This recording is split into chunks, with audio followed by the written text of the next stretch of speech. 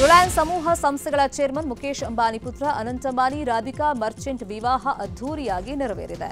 ಮುಂಬೈನ ಜಿಯೋ ವರ್ಲ್ಡ್ನಲ್ಲಿ ನಡೆದಂತ ಆರತಕ್ಷತೆ ಕಾರ್ಯಕ್ರಮಕ್ಕೆ ಚಿತ್ರರಂಗದ ಗಣ್ಯರು, ಉದ್ಯಮಿಗಳು, ರಾಜಕಾರಣಿಗಳು, ದೇಶ ವಿದೇಶದ ಗಣ್ಯರು, ಸೆಲೆಬ್ರಿಟಿಗಳು ಸಾಕ್ಷಿಯಾದರು. ಪ್ರಧಾನಿ ಮೋದಿ, ಮಮತಾ ಬ್ಯಾನರ್ಜಿ, ಕರ್ನಾಟಕದ ಡಿಸಿಎಂ ಡಿಕೆ ಶಿವಕುಮಾರ್ ಸೇರಿದಂತೆ ಹಲವು ಗಣ್ಯಾತಿ ಗಣ್ಯರು ನವ ಜೋಡಿಗೆ ಆಶೀರ್ವಾದ ಮಾಡಿದರು.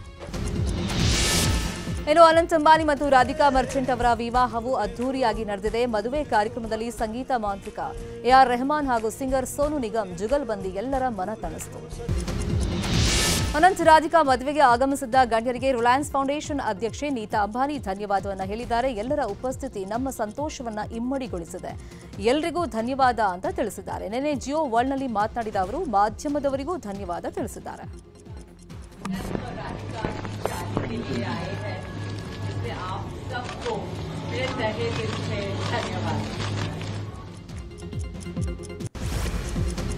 ಟೀಂ ಇಂಡಿಯಾ ಆಟಗಾರ ಕೆಎಲ್ ರಾಹುಲ್ ಮಂಗಳೂರು ಮುಲ್ಕಿ ಸೀಮೆಯ 9 ಮಾಗಣಿಯ ಬಪ್ಪನಾಡು ಶ್ರೀ ದುರ್ಗಾ ಪರಮೇಶ್ವರಿ ದೇವಸ್ಥಾನಕ್ಕೆ ಭೇಟಿ ನೀಡಿದರು. ಪತ್ನಿ ಆತಿಯಾ ಶೆಟ್ಟಿ ಜೊತೆಗೆ ಭೇಟಿ ನೀಡಿದ ಕೆಎಲ್ ರಾಹುಲ್ ವಿಶೇಷ ಪೂಜೆಯನ್ನು ಸಲ್ಲಿಸಿದರು. ಬಳಿಕ ಮುಲ್ಕಿ ಸೀಮೆಯ ಶ್ರೀಮಂತೂರು ಶ್ರೀ ಆದಿ ಜನಾರ್ದನ ದೇವಸ್ಥಾನಕ್ಕೆ ಹಾಗೂ ಕಕ್ವಗುತ್ತು ಮೂಲನಾಗನ ಕ್ಷೇತ್ರಕ್ಕೆ ಭೇಟಿ ಕೊಟ್ಟರು. ಕೆಎಲ್ ರಾಹುಲ್ ಆಗಮಿಸಲೇ ಅಭಿಮಾನಿಗಳು ಮುಗಿಬಿದ್ದು ಫೋಟೋ ಕ್ಲಿಕ್ಕಿಸಿಕೊಂಡು ಅಭಿಮಾನಿಗಳ ಜೊತೆ ತುಳುವಿನಲ್ಲಿ ಮಾತಾಡಿ ಮನಗೆದರು.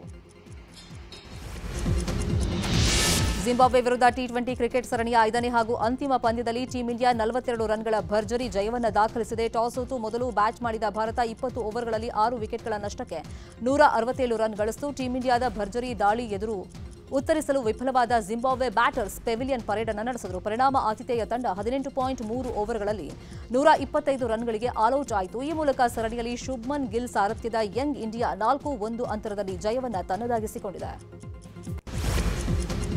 ಸ್ಪೇನ್ನ ಯುವ ಟೆನ್ನಿಸ್ ಸ್ಟಾರ್ ಕಾರ್ಲೋಸ್ ಅಲ್ಕರಸ್ ಸತತ 2ನೇ ವರ್ಷ ವಿಂಬಲ್ಡನ್ ಪ್ರಶಸ್ತಿಯನ್ನು ಗೆದ್ದಿದ್ದಾರೆ. ಪುರುಷರ ಸಿಂಗಲ್ಸ್ ಫೈನಲ್ನಲ್ಲಿ 6-2, 6-2, 7-6 ಅಂದರೆ 7-4 ನೇರ ಸೆಟ್ಗಳಿಂದ 7 ಬಾರಿಯ ಚಾಂಪಿಯನ್ ಸರ್ಬಿಯಾದ ನೋವಾಕ್ ಜೋಕೋವಿಚ್ ಅವರನ್ನು ಸೋಲಿಸುವ ಮೂಲಕ 4ನೇ ಗ್ರ್ಯಾಂಡ್ ಸ್ಲಾಮ್ ಪ್ರಶಸ್ತಿಯನ್ನು ಗೆದ್ದಿದ್ದಾರೆ. ಅಲ್ಕರಾಜ್ ಗ್ರ್ಯಾಂಡ್ ಸ್ಲಾಮ್ ಟೂರ್ನಿಗಳಲ್ಲಿ ಫೈನಲ್ಗೇರಿದ ಎಲ್ಲಾ ಬಾರಿಯೂ ಪ್ರಶಸ್ತಿ ಗೆದ್ದು ಅಜೇಯ ಓಟವನ್ನು ಮುಂದುವರೆಸಿದ್ದಾರೆ. ಇತ್ತ 8ನೇ ಬಾರಿಗೆ ವಿಂಬಲ್ಡನ್ ಗೆಲ್ಲುವಂತ ಗುರಿಯೊಂದಿಗೆ ಅಂಗಳಕ್ಕೆ ಇಳಿದಿದ್ದಂತ ನೋವಾಕ್ ಜೋಕೋವಿಚ್ ಕಳೆದ ಬಾರಿಯಂತೆ ಈ ಬಾರಿಯೂ ಸೋಲಿನ ನಿರಾಸೆಯನ್ನು ಕಂಡರು. ಕನ್ನಡಿಗರ ಮೆಚ್ಚಿನ ನಿಮ್ಮ ನ್ಯೂಸ್ 18 ಕನ್ನಡ ಈಗ ವಾಟ್ಸ್ಆಪ್ನಲ್ಲಿಯೂ ಲಭ್ಯ.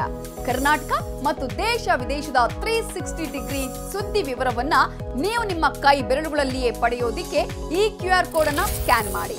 ನಮ್ಮ ಚಾನೆಲ್ ಅನ್ನು ಫಾಲೋ ಮಾಡಿ, ನೋಟಿಫಿಕೇಶನ್ ಆನ್ ಮಾಡಿ.